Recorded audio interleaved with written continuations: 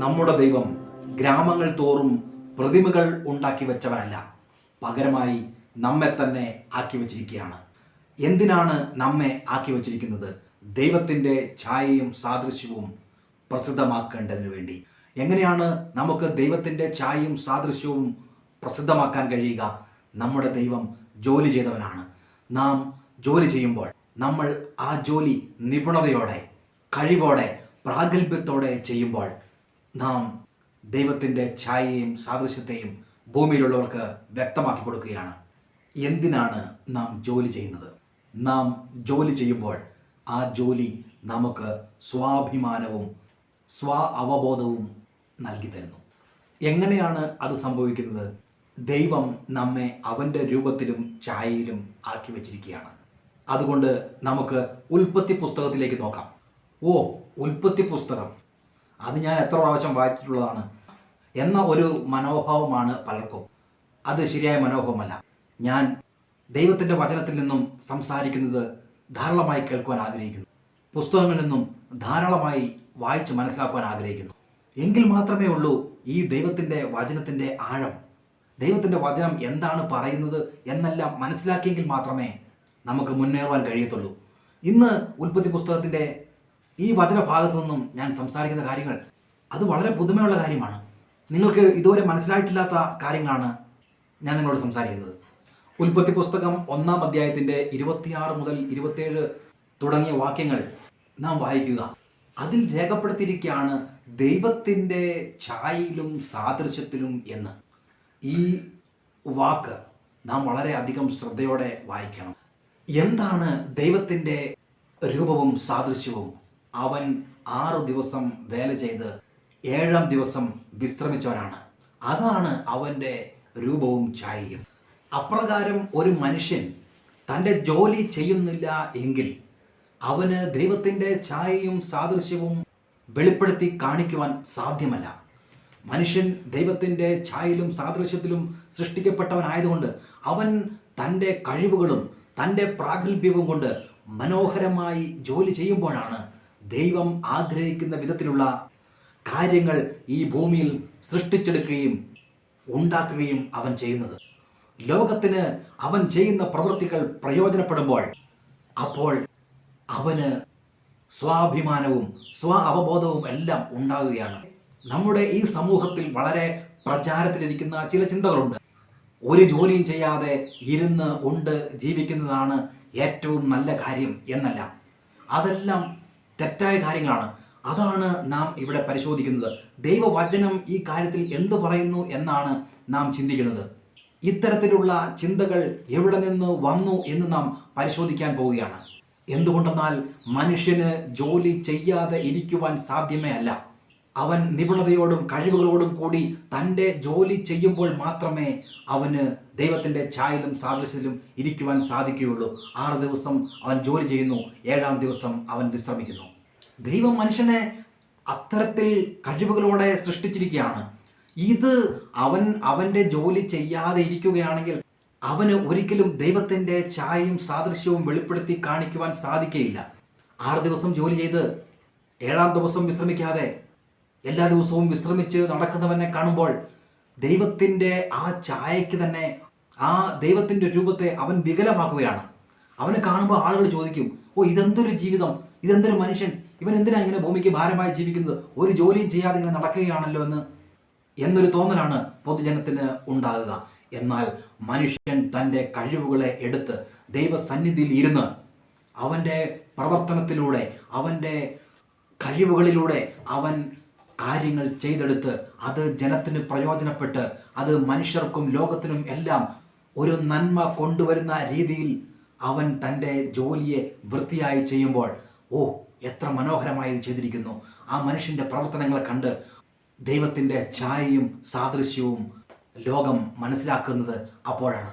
എത്ര വിശ്വസ്തയോടെയാണ് അവൻ തൻ്റെ ജോലിയെ ചെയ്യുന്നത്. അവൻ മനുഷ്യരെ കാണിക്കാൻ വേണ്ടിയല്ല അവൻ ജോലി ചെയ്യുന്നത്.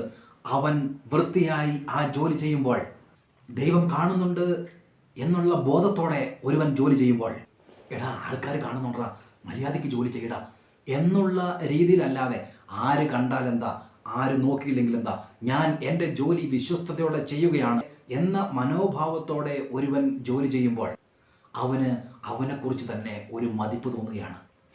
അവന് തന്നെക്കുറിച്ചുള്ള മതിപ്പ് വ്യത്യസ്തമായിരിക്കും. ഇപ്പോൾ ഇന്ന് മനുഷ്യനുള്ള ഒരു പ്രശ്നം എന്താണ്? അവന് തന്നെത്താൻ ഒരു മതിപ്പ് ഇല്ല. എന്തുകൊണ്ടാണ് അവന് തന്നെത്താൻ മതിപ്പ് തോന്നാത്തത്? ഓരോരോ കള്ളത്തരങ്ങളും കാണിച്ച് മറ്റുള്ളവരെ പ്രസാദിപ്പിക്കുന്ന രീതിയിൽ അങ്ങനെ നടക്കുകയാണ്, ഒരു ജോലിയും ചെയ്യാതെ. അവൻ്റെ ജോലി അവൻ വൃത്തിയായി ചെയ്യുകയാണെങ്കിൽ, അത് വിശ്വസ്തയോടെ അവൻ ചെയ്യുമ്പോൾ അവന് ഒരു സ്വാഭിമാനം ഉണ്ടാവുക തന്നെ ചെയ്യും.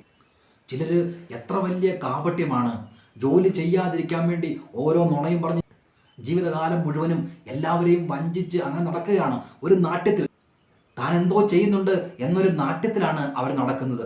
ജോലി ചെയ്യാതിരിക്കാൻ വേണ്ടി എന്തെല്ലാം നുണകൾ പറയുന്നു, എന്തെല്ലാം കാര്യങ്ങൾ ആസൂത്രണം ചെയ്യുന്നു. വീട്ടിൽ ഭാര്യയോട് പറഞ്ഞു വെക്കുകയാണ്, ഞാൻ ആരെങ്കിലും വന്ന് ചോദിച്ചാൽ ഞാൻ ഇല്ലെന്ന് പറഞ്ഞേര്. അതുപോലെ തന്നെ മക്കളെയും പഠിപ്പിക്കുകയാണ്, ഓരോ നുണകളെല്ലാം പറഞ്ഞ്. ഇത്തരം കള്ളത്തരങ്ങൾ കാണിക്കുവാനും ഒപ്പിക്കുവാനും പരിശ്രമിക്കുന്നതിന് പകരം മര്യാദയ്ക്ക് താൻ ചെറിയ ജോലിയാണ്, താൻ എന്താണ് ജോലി ചെയ്യുന്നത് എന്നുള്ളതിൽ ഇത്രയും പരിശ്രമം ആ ജോലിയിൽ കാണിച്ചിട്ടുണ്ടെങ്കിൽ ആ ജോലിയിൽ അവൻ ഉന്നതനാകുക തന്നെ ചെയ്യും. ലോകത്തിലും അത്തരത്തിലുള്ള ചിന്താഗതികളുണ്ട്. ജോലി ചെയ്യാതിരുന്ന് കഴിക്കുന്നത് വലിയ കാര്യമാണെന്ന് പറയുന്നു. എങ്ങനെ ജോലി ചെയ്യാതിരിക്കാം? നമ്മുടെ അടുത്തേക്ക് വരുന്ന ഉത്തരവാദിത്വം നമ്മൾ എടുക്കാതെ എങ്ങനെ അത് മറ്റവൻ്റെ തലയിലേക്ക് കെട്ടിവെക്കാം? എങ്ങനെ അതിൽ നിന്ന് ജോലി സാമർഥ്യത്തോടെ ചെയ്യാതെ എങ്ങനെ അതിൽ നിന്നും വിദഗ്ധമായി ഒഴിഞ്ഞു മാറാം? ഉത്തരവാദിത്വങ്ങളിൽ നിന്നും എങ്ങനെ മാറി നിൽക്കാം? പണിയെടുക്കുന്നതെല്ലാം ലജ്ജാകരമാണ്. ഒരു ജോലി ചെയ്യാതെ മറ്റുള്ളവരെ പറ്റിച്ച് ജീവിക്കുന്നവനാണ് മിടുക്കൻ എന്നുള്ള ചിന്തയെല്ലാം വലിയ കാര്യമാണ് എന്നൊക്കെ വന്നിട്ടുണ്ട്. എന്നാൽ അങ്ങനെ മനുഷ്യരെ പറ്റിച്ച് ജീവിക്കുമ്പോൾ അവന് തന്നെ അവനെക്കുറിച്ചുള്ള ആ മതിപ്പ് നഷ്ടപ്പെട്ടു പോവുകയാണ്. പ്രിയരെ നോക്കൂ, ഇന്ന് ലോകത്തിൽ തന്നെ ജോലിയെയും ഒരു ഡിഗ്നിറ്റിയെയും തമ്മിൽ ബന്ധിപ്പിക്കുന്ന ഒരു രീതിയുണ്ട്. ഒരുവൻ നല്ല ജോലി ചെയ്യുമ്പോൾ അവൻ സമൂഹത്തിൽ ഉയർന്നവൻ എന്നും ജനങ്ങൾ ചിന്തിക്കുന്നുണ്ട്. അല്ലെങ്കിൽ സമൂഹം തന്നെ അതിനുള്ള ഒരു മതിപ്പ്, നല്ല ജോലി ചെയ്യുന്നവന് ഒരു നല്ല മതിപ്പ് സമൂഹം തന്നെ നൽകുന്നുണ്ട്. എന്നിരുന്നാലും ലോകത്തിൽ മുഴുവനും നോക്കുമ്പോൾ ലോകത്ത് പ്രബലമായി വേരോടിയിരിക്കുന്ന ചിന്ത മേലടങ്ങാതിരുന്ന് ജോലി ചെയ്യാതെ ഭക്ഷണം കഴിക്കുക എന്നുള്ളത് തന്നെയാണ്.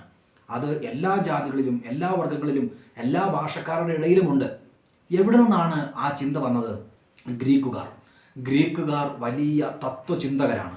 അവർ ചിന്തിച്ച് ഈ ലോകത്തിലുള്ള എല്ലാ പ്രതിഭാസങ്ങൾക്കും വിശദീകരണങ്ങൾ കൊണ്ടുവന്നിട്ടുണ്ട്. അത്തരത്തിലുള്ള വിശദീകരണങ്ങൾ അവർ ആഴത്തിൽ ചിന്തിച്ച് കൊണ്ടുവന്നിരിക്കുന്ന തത്വങ്ങൾ, അതാണ് ഈ ലോകത്തിൽ വളരെ അധികമായി പരന്നിരിക്കുന്നത്. എന്നാൽ ഗ്രീക്കുകാർക്ക് മുമ്പേ ഇവിടെ എബ്രായരുണ്ട്. അതിനു മുമ്പ് നമുക്ക് ഈ ബൈബിൾ ലഭിച്ചിട്ടുണ്ട്. ഉൽപ്പത്തിയിൽ ആദിയിൽ ആദാമിൻ്റെ കാലം മുതൽ തന്നെയുള്ള ദൈവികമായ വിവരണം ബൈബിൾ നമ്മുടെ കയ്യിലുണ്ട്. അതുകൊണ്ടാണ് നമ്മൾ ബൈബിളിലേക്ക് നോക്കുന്നത്. ഗ്രീക്കുകാർ എങ്ങനെയാണ് ഈ ലോകത്തെ പറ്റിച്ചത്? അവർ പറഞ്ഞു, ദൈവം ജോലി ചെയ്യാൻ വേണ്ടിയാണ് മനുഷ്യനെ സൃഷ്ടിച്ചത്. ലോകത്ത് ഒരുപാട് ജോലികളുണ്ട്. അതാരാണ് ചെയ്യേണ്ടത്? അത് ചെയ്യുന്നതിന് വേണ്ടി മനുഷ്യനെ സൃഷ്ടിച്ചു. ദൈവം ജോലി ചെയ്യാതെ അങ്ങനെ ഇരിക്കുകയാണ്. ഒരുപാട് ജോലികളുണ്ട് ഇവിടെ. തൂക്കണം, തുടയ്ക്കണം, വൃത്തിയാക്കണം, ഭാരങ്ങൾ എടുക്കണം. ഈ ജോലികളെല്ലാം ചെയ്യുവാൻ വേണ്ടി ദൈവം മനുഷ്യനെ സൃഷ്ടിച്ചു. ദൈവങ്ങൾ മേലടങ്ങാതെ ഇരിക്കുകയാണ്. ഇത്തരത്തിലുള്ള ചിന്തയാണ് ഗ്രീക്കുകാർ ഈ ലോകത്തിന് നൽകിയത്. നമുക്ക് ആവശ്യമുള്ള ജോലിയെല്ലാം മനുഷ്യൻ ചെയ്തോളും. ദൈവം അങ്ങനെ അനങ്ങാതിരിക്കുകയും മനുഷ്യൻ ഒരു അടിമയെ പോലെ അവനാവശ്യമായ എല്ലാ കാര്യങ്ങളും വേലയും ചെയ്തു കൊടുക്കുന്ന ഒരുവനാണ് എന്ന് ഞാൻ പഠിപ്പിക്കുകയാണെങ്കിൽ അത്തരമൊരു ദൈവത്തെ നിങ്ങൾ ഇഷ്ടപ്പെടുമോ? തീർച്ചയായും ഇല്ല. ദൈവം അനങ്ങാതിരിക്കുകയുള്ളൂ, മേലടങ്ങാതെ. അവനാവശ്യമായ എല്ലാ കാര്യങ്ങളും ഒരു വേലക്കാരനെ പോലെ ചെയ്തു കൊടുക്കാൻ വേണ്ടിയാണ് മനുഷ്യനെ സൃഷ്ടിച്ചിരിക്കുന്നത് എന്ന് പറഞ്ഞാൽ നമുക്ക് ആർക്കും അത് അംഗീകരിക്കാൻ കഴിയില്ല. നാം എന്താണ് പ്രബോധിപ്പിക്കുന്നത്? നാം പഠിപ്പിക്കുന്നത് ജോലി എന്നത് മഹത്തായ ഒരു കാര്യമാണ്. ദൈവം തൻ്റെ ഛായയിലും സാദൃശ്യത്തിലും നമ്മെ സൃഷ്ടിച്ചിരിക്കുന്നത് മഹത്തരമായ ഈ ജോലി ചെയ്യാനാണ്. സൃഷ്ടികർമ്മം പോലെ ഈ ലോകത്തിന് അനുഗ്രഹപ്രദമായിട്ടുള്ള രീതിയിൽ നാം ദൈവത്തെപ്പോലെ തന്നെ നാമും ജോലി ചെയ്ത് മനോഹരമായ കാര്യങ്ങൾ സൃഷ്ടിക്കുന്നു, ലോകത്തിന് പ്രയോജനപരമായ കാര്യങ്ങൾ സൃഷ്ടിക്കുന്നു. അങ്ങനെ നാം ജോലി ചെയ്യുമ്പോൾ മാത്രമേ ഉള്ളൂ ദൈവത്തിൻ്റെ ഛായയിലും സാദൃശ്യത്തിലും മനുഷ്യനും ജീവിക്കാൻ കഴിയുകയുള്ളൂ. അത് മനുഷ്യന് ഒരു സ്വാഭിമാനം കൊണ്ടുവന്ന് തരുന്നു. ഇങ്ങനെയെല്ലാം നാം പഠിപ്പിക്കുമ്പോഴാണ് ദൈവത്തിനും മനുഷ്യനും അവരുടെ ജീവിതത്തിനുമെല്ലാം ഒരു അർത്ഥമുള്ളതായി നമുക്ക് തോന്നുന്നത്. ഇങ്ങനെ പഠിപ്പിക്കുമ്പോഴാണ് ജോലിയോട് നമുക്കൊരു താല്പര്യമുണ്ടാകുന്നത്. അവരെന്താണ് പഠിപ്പിക്കുന്നത്? ജോലി അതൊരു താഴ്ന്ന നിലവാരത്തിലുള്ളൊരു പ്രവൃത്തിയാണ്, അതൊരു ശാപം പോലെയാണ്. ദൈവം ജോലി ചെയ്യുന്നവനല്ല, മനുഷ്യൻ ഒരടിമയെ പോലെ എല്ലാ ജോലികളും ചെയ്യണം എന്നെല്ലാമാണ് അവർ പഠിപ്പിക്കുന്നത്. ജോലി ചെയ്യുന്നവൻ താഴ്ന്ന നിലവാരത്തിലുള്ള ശാപത്തിലുള്ള ഒരു ജീവിതം നയിച്ചുകൊണ്ടിരിക്കുന്നു. അരിസ്റ്റോട്ടിൽ എന്നൊരു ഗ്രീക്ക് തത്വചിന്തകനുണ്ടായിരുന്നു. അദ്ദേഹം എന്താണ് പറയുന്നത്? ഒരു മനുഷ്യൻ പ്രാഥമികമായി ഒരു ജോലിയും ചെയ്യാതെ ഇരിക്കുന്നവനാണ്, അല്ലെങ്കിൽ അങ്ങനെ ഇരിക്കാൻ കഴിയുന്നതാണ് ഒരു മനുഷ്യനെ മനുഷ്യനാക്കുന്ന അടിസ്ഥാനപരമായ ഘടകം എന്ന് അരിസ്റ്റോട്ടിൽ പറയുന്നു. എത്ര വികലമായൊരു ചിന്തയാണത് നോക്കൂ. അതുകൊണ്ടാണ് ഈ തത്വശാസ്ത്രങ്ങളിൽ നാം അധികം വിശ്വാസം കൊടുക്കരുത് എന്ന് പറയുന്നത്. ഒരു മനുഷ്യൻ അടിസ്ഥാനപരമായി ജോലി ചെയ്യാതിരിക്കുകയാണെങ്കിൽ അതാണ് ഒരു മനുഷ്യൻ്റെ ജീവിതത്തിൽ ഏറ്റവും പ്രയോജനകരമായ കാര്യം എന്നാണ് അവർ പഠിപ്പിക്കുന്നത്. എന്തുകൊണ്ടാണ് ഗ്രീക്കുകാർ അത്തരത്തിലുള്ള ഒരു തത്വചിന്ത കൊണ്ടുവരുന്നത്? അവർ ആലോചിച്ച് കണ്ടുപിടിച്ചിരിക്കുകയാണ്, ഒരു ജോലിയും ചെയ്യാതിരിക്കുന്നതാണ് നല്ലത്.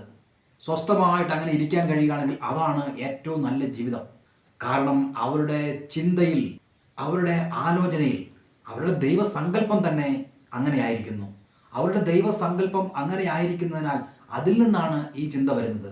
ജോലി ചെയ്യാതിരിക്കാൻ കഴിഞ്ഞാൽ, എന്തെങ്കിലും കാര്യങ്ങളെപ്പറ്റി ധ്യാനിച്ചുകൊണ്ട് ഏകാന്തതയിൽ സമയം ചിലവഴിക്കാൻ കഴിഞ്ഞാൽ അതൊരു ഉയർന്ന കാര്യമായി അവർ കരുതുന്നു. ജോലി ചെയ്യുന്നത് ഈ ഭൂമിയിൽ ജീവിക്കുമ്പോൾ അതെല്ലാം സത്യം അന്വേഷിക്കുന്നതിനുള്ള തടസ്സമാണ് എന്ന് അവർ കരുതി. സത്യത്തെ അന്വേഷിക്കണം. ദൈവം എന്നത് അത് ഭയങ്കര ഉയർന്ന ഒരു കാര്യമാണ്. നമ്മുടെ മനസ്സും നമ്മുടെ ചിന്തയും നമ്മുടെ പ്രവർത്തനവുമെല്ലാം ദൈവത്തെ അന്വേഷിക്കുന്നത് മാത്രമായിരിക്കണം. ഏകാന്തതയോടെ നാം അതിനായി സമയം ചിലവഴിക്കണം. ഈ ശരീരം എന്നത്, ഈ ജോലി എന്നത്, അവയെല്ലാം ദൈവത്തെ അന്വേഷിക്കുന്നതിന് വലിയ തടസ്സമാണ് എന്ന് അവർ പഠിപ്പിച്ചു. മരിക്കുന്നതാണ് നല്ലത് എന്ന് അവർ ചിന്തിച്ചു. മരണത്തെ ഒരു സ്നേഹിതനെ പോലെ അവർ കരുതി. ഈ ഭൂമിയിൽ ജീവിക്കുന്നതെല്ലാം വ്യർത്ഥമാണ്, ഈ ശരീരം തന്നെ വ്യർത്ഥമാണ്, ജോലി ചെയ്യുന്നത് വ്യർത്ഥമാണ്. ദൈവത്തോട് അടുക്കണം, ദൈവികമായ കാര്യങ്ങൾ കണ്ടെത്തണം. അത്തരത്തിലുള്ള ദർശനങ്ങൾക്ക് വേണ്ടി നാം അനങ്ങാതെ സ്വസ്ഥമായിരിക്കണം. അതെല്ലാം വലിയ കാര്യമാണ് എന്നുള്ള ഒരു വിശദീകരണമാണ് ജീവിതത്തെപ്പറ്റി അവർ തത്വചിന്തകളായി അവതരിപ്പിച്ചത്. ദൈവത്തെപ്പറ്റിയുള്ള അവരുടെ ബോധമാണ് ഈ രീതിയിലുള്ള ചിന്തകൾ എല്ലാം ഉരുത്തിരിയുവാൻ കാരണമായിരിക്കുന്നത്. അവർ കരുതുകയാണ്, ദൈവം എന്നാൽ അവൻ ഏകനായി ഒരിടത്തിരിക്കുന്നവൻ, അവൻ ഈ കാര്യങ്ങളിൽ നിന്നെല്ലാം മാറി നിൽക്കുന്നവനാണ്. അവന് മനുഷ്യരുടെ വിഷമങ്ങൾ അറിയില്ല, അവന് വേദനകളില്ല, അവൻ വേദനകളെ കടന്നവനാണ്. ദൈവം എന്നാൽ എല്ലാ ഭൗതികമായ കാര്യങ്ങളിൽ നിന്നും വേർപെട്ടിരിക്കുന്നവനാണ്, എല്ലാം കടന്നവനാണ് ദൈവം. അവന് വിഷമങ്ങളില്ല, അവന് സന്തോഷമില്ല, അവന് വികാരങ്ങളില്ല. ഇതിനെല്ലാം കടന്ന് ഒരു പ്രത്യേക നിലയിൽ ഇരിക്കുന്നവനാണ് ദൈവം. മനുഷ്യനും ആ രീതിയിലുള്ള ഏകാന്തമായ ഒരു ജീവിതം നയിക്കുന്നതാണ് നല്ലത് എന്ന് അവർ ചിന്തിച്ചു.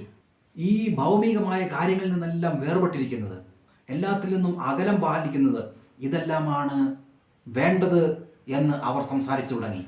ദൈവം ഈ ലോകത്ത് നിന്നും അകന്നു നിൽക്കുന്നവൻ, അവൻ ഏകനായിരിക്കുവാൻ ഇഷ്ടപ്പെടുന്നവൻ, ഇതിനെല്ലാം മനുഷ്യനും അങ്ങനെ ആയിരിക്കണം എന്ന് അവർ ചിന്തിച്ചു കൂട്ടി. ഇതിൽ നിന്നെല്ലാം മാറി നിൽക്കുവാൻ മനുഷ്യൻ പ്രയത്നിക്കേണ്ടിയിരിക്കുന്നു. ഈ ജോലി ചെയ്യുന്നത്, ഉത്തരവാദിത്തങ്ങൾ എടുക്കുന്നത്, ജീവിച്ചിരിക്കുന്നത് പോലും ഈ ദൈവത്തിലേക്ക് എത്തുവാനായിട്ടുള്ള തടസ്സമാണ് എന്ന് ഗ്രീക്കുകാർ പഠിപ്പിച്ചു. ഈ ലോകം വ്യർത്ഥമാണ്, ഈ ഭൗമികമായ ജീവിതം വ്യർത്ഥമാണ്. അതുകൊണ്ട് ഇവയിൽ നിന്നെല്ലാം നാം അകലം പാലിക്കണം. ദൈവത്തെ ധ്യാനിച്ചുകൊണ്ടിരിക്കണം, ദൈവത്തെ തന്നെ നോക്കി നാം സ്വസ്ഥമായിരിക്കണം. കാരണം ഇതെല്ലാം വ്യർത്ഥമാണ്. സത്യമായത് എന്ത് എന്ന് ചോദിച്ചാൽ അത് ദൈവമാണ് എന്ന് അവർ കരുതി. ഇപ്പോഴും ഇത്തരത്തിലുള്ള ചിന്തകൾ വെച്ച് പുലർത്തുന്നവരെ നമുക്ക് കാണാം. ഈ ഉത്തരവാദിത്തങ്ങളെല്ലാം വിട്ട് കാട്ടിലേക്ക് പോയേക്കാം എന്ന് ചിന്തിക്കുന്നവരുണ്ട്. അവിടെ പോയി എല്ലാം മറന്ന് ദൈവത്തെ ധ്യാനിച്ച് ഇരുന്ന് കളയാം. ഈ ചിന്തയെല്ലാം എവിടെ നിന്നാണ് വന്നത്? എല്ലാം ഉപേക്ഷിക്കുന്നത്, ലോകത്തിൽ നിന്നും വേർപാട് പാലിക്കുന്നത്, ഇതെല്ലാം ക്രിസ്തീയ ജീവിതത്തിലേക്കും വന്നു ചേർന്നിരിക്കുകയാണ്. ഭൗമിക കാര്യങ്ങളിൽ നിന്നും മാറി നിൽക്കുക. എന്തിനാണ് വസ്ത്രം ധരിക്കുന്നത്? 2 വസ്ത്രത്തിൻ്റെ ആവശ്യമേ ഉള്ളൂ. ഒന്ന് ഉടുക്കുന്നു, മറ്റൊന്ന് അഴയിൽ അലക്കിയിടുന്നു. 2 വസ്ത്രം മതി ജീവിക്കാൻ എന്നുള്ള ചിന്തയായി. പിന്നെ അത് കഴിഞ്ഞപ്പോൾ എന്തിനാണ് 2 എണ്ണം? 1 വസ്ത്രമായാലും മതി.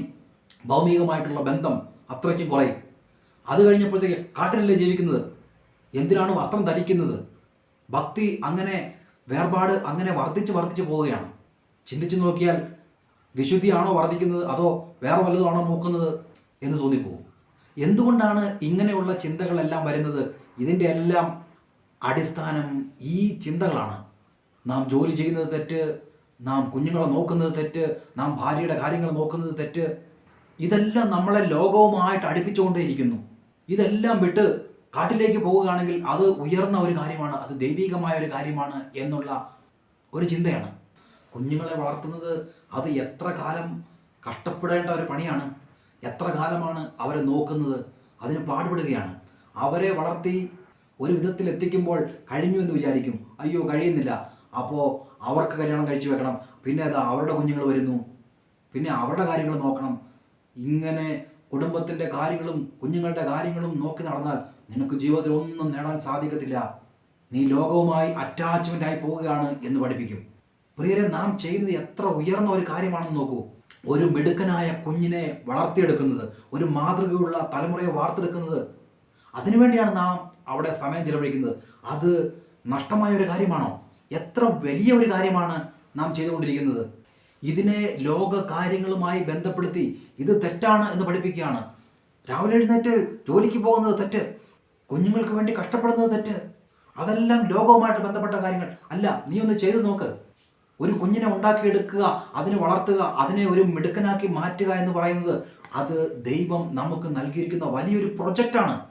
അതിന് എത്ര കഷ്ടത ആവശ്യമുണ്ട്, എത്ര നിപുണത ആവശ്യമുണ്ട്. അവരെ മോട്ടിവേറ്റ് ചെയ്യണം, കുഞ്ഞുങ്ങളെ വളർത്തിയെടുക്കണം. അവർ പഠിക്കുന്നുണ്ടോ എന്ന് കൂടെ ഇരുന്ന് നോക്കണം, പഠിക്കുവാൻ അവരെ സഹായിക്കണം. അവരുടെ വളർച്ചയുടെ എല്ലാ ഘട്ടങ്ങളിലും അവരെ നാം പരിപാലിച്ച് വളർത്തിക്കൊണ്ടുവരണം. ഇത് ചിലരുടെ വിചാരം എന്താണെന്ന് വിചാരിച്ചു കഴിഞ്ഞാൽ, അതിനൊന്നും ചെയ്യേണ്ട ആവശ്യമില്ല, പാസ്റ്റർ എടുത്ത് കൊണ്ടുവന്നാൽ മതി. പാസ്റ്ററെ, ഈ കൊച്ച് പഠിക്കുന്നില്ല, ഇവൻ നല്ല രീതിയിൽ വളരുന്നില്ല, താങ്കളൊന്ന് കൈവച്ച് പ്രാർത്ഥിക്കണം. എത്ര മണ്ടത്തരമാണെന്ന് വിചാരിച്ച് നോക്കൂ. നാം കുഞ്ഞിനെ പരിപാലിക്കുന്നില്ല, നാം കുഞ്ഞിന് വേണ്ട കാര്യങ്ങളൊന്നും ചെയ്യുന്നില്ല, പാസ്റ്റർ കൈവച്ചാൽ മതി, പ്രാർത്ഥിക്കുമ്പോൾ എല്ലാം നേരെയാകും എന്ന് ചിന്തിക്കുന്നു. എത്ര ഭോഷത്വമായ ഒരു കാര്യമാണിത്. ഇതിനെ ഭൗമികമായത് ആത്മീകമായത് എന്ന് വേർതിരിച്ച് കാണുമ്പോഴാണ് ഈ പ്രശ്നം ഉണ്ടാകുന്നത്. കൈവയ്ക്കുന്നത് രോഗമുള്ളവരുടെ മേൽ കൈവയ്ക്കുമ്പോൾ രോഗത്തിന് സൗഖ്യം ഉണ്ടാകും എന്ന് പറയുന്നു. അത് സത്യമാണ്. എന്നാൽ എല്ലാ കാര്യങ്ങൾക്കും കൈവയ്ക്കുക അല്ലല്ലോ. നാം കുഞ്ഞുങ്ങളെ വളർത്തിയെടുക്കാൻ സമയം ചിലവഴിക്കണം, അവർ പഠിക്കുന്നുണ്ടോ എന്ന് നോക്കണം. അതൊരു വലിയ പ്രവൃത്തിയാണ്. അതിനെ ഭൗമികമായത് ആത്മീയമായത് എന്ന് വേർതിരിച്ച് തെറ്റിദ്ധരിച്ച് നാം തെറ്റായ രീതിയിൽ പോകാൻ കാരണം ഇത്തരത്തിലുള്ള ചിന്തകൾ നമ്മുടെ ജീവിതത്തിലും കടന്നു വന്നിരിക്കുന്നത് കൊണ്ടാണ്. നല്ല ഒരു കുടുംബത്തെ സൃഷ്ടിക്കണമെങ്കിൽ അത് ഒന്നേ തുടങ്ങേണ്ടതുണ്ട്. ആ കുഞ്ഞിനെ നല്ല സ്കൂളിൽ അയക്കണം, അതിന് ഫീസ് കൊടുക്കണം, ഉയർന്ന ഫീസ് കൊടുക്കണമെങ്കിൽ നല്ല രീതിയിൽ ജോലി ചെയ്യണം, സമ്പാദിക്കണം. ഇത് ഉത്തരവാദിത്വം ആവശ്യമുള്ള ഒരു കാര്യമാണ്. ഈ ഉത്തരവാദിത്തത്തിൽ നിന്നെല്ലാം ഒഴിഞ്ഞ് ഞാൻ എല്ലാം ത്യജിച്ചിരിക്കുകയാണ്, ഞാൻ കാട്ടിലേക്ക് പോവുകയാണ്, ഞാൻ ആത്മീയമായ കാര്യങ്ങളെ അന്വേഷിക്കുകയാണ് എന്ന് പറയുന്നത് ഏറ്റവും വലിയ മണ്ടത്തരമാണ്. അവന് ഒന്നും മനസ്സിലായിട്ടില്ല എന്നുള്ളതാണ് സത്യം. എന്നാൽ താടി വളർത്തി നടക്കുന്നവരെ, വലിയ ആത്മീകമായിട്ടുള്ള കാര്യങ്ങൾ, വേർപാട് എന്നെല്ലാം പറയുന്നവരെ നാം അവർ ഉയർന്നവരാണ് എന്ന് ചിന്തിച്ച് വശായിരിക്കുകയാണ്. അത് തെറ്റാണ്. ഈ കഷ്ടപ്പെടുന്നത്, ബുദ്ധിമുട്ടുന്നത്, ജോലി ചെയ്യുന്നത്, അതാണ് ഏറ്റവും പ്രധാനപ്പെട്ട കാര്യം. ഒന്ന് ചെയ്തു നോക്കൂ. ഒരു പുതിയ ജനറേഷനെ ഉണ്ടാക്കിയെടുക്കുന്നത് അത് ദൈവം തന്നിരിക്കുന്ന വലിയൊരു പ്രൊജക്റ്റാണ്. അതിന് നാം കഷ്ടപ്പെടണം, കൂടെ ഇരിക്കണം, ജോലി ചെയ്യണം. മെനക്കേട് ആവശ്യമുണ്ട്. ജീവിതത്തിൽ ഒരിക്കലും ഒരു ജോലിയും ചെയ്തിട്ടില്ലാത്തവരാണ് ഇങ്ങനെ തെറ്റായിട്ട് പറയുന്നവർ. നാം ചിലർ പറയാറുണ്ട്, എൻ്റെ പിള്ളേരെ ഞാൻ ഒരു ജോലിക്കും വിടത്തില്ല, അവൻ ആവശ്യമുള്ളതെല്ലാം ഞാൻ കൊടുക്കും. എന്ത് തെറ്റായ ചിന്താഗതിയാണ്. അവൻ ജോലി ചെയ്യണം, അവൻ ജോലി പഠിക്കണം, സമയത്ത് പോയി ഇരിക്കാൻ പഠിക്കണം, മറ്റൊരാളുടെ കീഴിൽ നിന്ന് ജോലി ചെയ്യാനായിട്ട് പഠിക്കണം. ഇത്തരം അനുഭവങ്ങൾ നാം നമ്മുടെ കുട്ടികൾക്ക് ഉണ്ടാക്കി കൊടുക്കണം. എല്ലാത്തിൽ നിന്നും മാറി, എല്ലാത്തിനെയും ത്യജിച്ച് ആത്മീയമായ വിഷയങ്ങളെ അന്വേഷിച്ച് നടക്കുന്നതാണ് വലിയ കാര്യം എന്നുള്ള ചിന്താഗതി മാറ്റി എവിടെയെങ്കിലും പോയി ജോലി ചെയ്താൽ മാത്രമേ നാം ഇതെല്ലാം പഠിക്കുകയുള്ളൂ. സമയത്തിൻ്റെ വില നാം അറിയണം, അധ്വാനത്തിൻ്റെ വില നാം അറിയണം. മറ്റൊരാളുടെ കീഴിൽ പോയി ജോലി ചെയ്യുമ്പോൾ അവൻ നോക്കുന്നുണ്ട്, നമ്മൾ 100 രൂപയ്ക്ക് പണിയുന്നുണ്ടെങ്കിൽ അതിനൊരു സൂപ്പർവൈസർ ഉണ്ട്, സമയത്ത് വരുന്നുണ്ടോ എന്ന് നോക്കുന്നുണ്ട്. ഇത്തരം കഷ്ടപ്പാടുകൾ അതിനെയെല്ലാം മാറ്റിയിട്ട് ഒരുത്തിന് താടി നീട്ടി വളർത്തിയിട്ടുണ്ടെങ്കിൽ അത് ആത്മീയമാണ്. ഒരു പണിയും ചെയ്യാതിരിക്കുന്നത്, അവൻ എത്ര അധികം പരിത്യജിക്കുന്നോ അവൻ ഏറ്റവും വലിയ ആത്മീയനാണ്. എത്ര മൗഢ്യമായ ചിന്താഗതിയാണിത്. ഇതെല്ലാം എവിടെ നിന്നാണ് വരുന്നത്? ഈ ചിന്തകളിൽ നിന്നാണ്. അറ്റാച്ച്മെൻറ്റ് പാടില്ല, എല്ലാം പരിത്യജിക്കണം. ദൈവം ഒരു ജോലിയും ചെയ്യാതെ അനങ്ങാതിരിക്കുകയാണ്. നാമും അനങ്ങാതെ ഇരിക്കണം. എത്രത്തോളം അനങ്ങാതെ ഇരിക്കുന്നോ അവൻ വലിയ ത്യാഗിയാണ്, അവൻ വലിയ ബോധ്യമുള്ളവനാണ് എന്ന് നാം തെറ്റിദ്ധരിക്കുന്നു. ഇതെല്ലാം പിന്നീട് വന്ന ചിന്തകളാണ്. ബൈബിളിൽ ജോലിക്ക് മുഖ്യത്വം കൊടുക്കുന്നു. ദൈവം ജോലി ചെയ്തതുപോലെ നാമും ജോലി ചെയ്യണം എന്ന് പഠിപ്പിക്കുന്നു. ബൈബിളിന് ശേഷം വന്ന ഇത്തരത്തിലുള്ള പലവിധ തത്വചിന്തകൾ ലോകത്തെ നശിപ്പിക്കുകയാണ് ചെയ്യുന്നത്. അടിസ്ഥാന ചിന്താഗതിയെ തന്നെ മാറ്റിയിരിക്കുകയാണ്. മെറ്റീരിയൽ വേൾഡ്, ഈ ഭൗതിക ലോകം, ആത്മീയ ലോകം എന്നിങ്ങനെ രണ്ടായിട്ട് മുറിച്ചിരിക്കുകയാണ്. മുറിച്ച് പഠിപ്പിക്കുകയാണ്. രണ്ടിനെയും രണ്ടാക്കുന്നു. മെറ്റീരിയൽ വേൾഡ്, ആത്മീക ലോകം. ആത്മീക ലോകം മാത്രമേ നമുക്ക് വേണ്ടൂ. മെറ്റീരിയൽ വേൾഡിലേക്ക് പോകരുത്. അതിനെ നാം വില കുറഞ്ഞതായി കാണണം. ഒറ്റ വെട്ടി രണ്ടായിട്ട് മുറിച്ചിരിക്കുകയാണ്. അത് നാം വിശ്വാസികളുടെ ജീവിതത്തിലും സഭാ ജീവിതത്തിലും പോലും ഈ ചിന്ത കടന്നു വന്നിരിക്കുകയാണ്. ദൈവം അങ്ങനെയല്ല. ദൈവം ഒരു മനുഷ്യനെ സൃഷ്ടിച്ചത് അങ്ങനെയാണോ? ഇതാ മെറ്റീരിയൽ, ഇത് ഭൗതികം, ഇത് ആത്മീകം, അങ്ങനെ ഒരു വേർതിരിയോടെ അല്ല ദൈവം മനുഷ്യനെ സൃഷ്ടിച്ചിരിക്കുന്നത്. ഭൗതികമായിട്ടുള്ള ഈ ജീവിതം വ്യർത്ഥം, അങ്ങനെയുള്ള കാര്യങ്ങളിലേക്ക് നാം പോകരുത്. ഒരു പ്രതീക്ഷയും നമുക്കുണ്ടാകാൻ പാടില്ല. ഒരു തരത്തിലുള്ള ഹോപ്പും വേണ്ട. കാരണം ഇത് നശ്വരമായൊരു ലോകമാണ്. ഇവിടെയുള്ള കാര്യങ്ങളെപ്പറ്റി നാം ഒരു ശ്രദ്ധയും കൊടുക്കേണ്ട ആവശ്യമില്ല എന്ന് പറഞ്ഞ് പഠിപ്പിച്ചിരിക്കുകയാണ്. ഒരു ഹോപ്പും ഇല്ലാതെ ജീവിക്കണം. കാട്ടിൽ പോയി ജീവിക്കാൻ കഴിഞ്ഞാൽ അത് ഏറ്റവും നല്ലത്. ഇതിലും പൈശാചികമായ ഒരു ചിന്തയില്ല. ഒരു പ്രതീക്ഷയും പാടില്ല. എൻ്റെ ഭാവി എങ്ങനെയുള്ളതാണ് എന്ന് ചിന്തിക്കാനേ പാടില്ല. അതിനുവേണ്ടി ഒരു പ്രവൃത്തിയും ചെയ്യാൻ പാടില്ല. ഒരു പ്രയത്നവും എടുക്കാൻ പാടില്ല. ഉള്ളത് മതി എന്ന ഒരു ഭാവം ഉണ്ടായിരിക്കണം. അതിൽ തൃപ്തിയായിരിക്കണം എന്ന് പഠിപ്പിക്കുകയാണ്.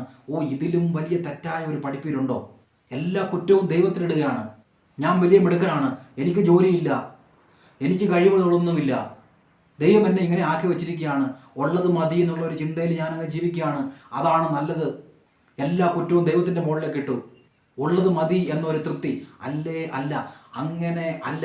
ദൈവം നമുക്ക് തന്നിരിക്കുന്ന കഴിവുകൾ, ദൈവം നാളെ നാം എന്തായിരിക്കണമെന്ന് ആഗ്രഹിക്കുന്നു, എവിടെ ആയിരിക്കണമെന്ന് ആഗ്രഹിക്കുന്നു, എങ്ങനെ നമ്മുടെ കഴിവുകൾ കൊണ്ട് നാം പ്രവർത്തിച്ച് വലിയ വലിയ കാര്യങ്ങൾ ചെയ്തെടുക്കണം എന്ന് ദൈവം ആഗ്രഹിക്കുന്നു എന്ന് ചിന്തിക്കണം.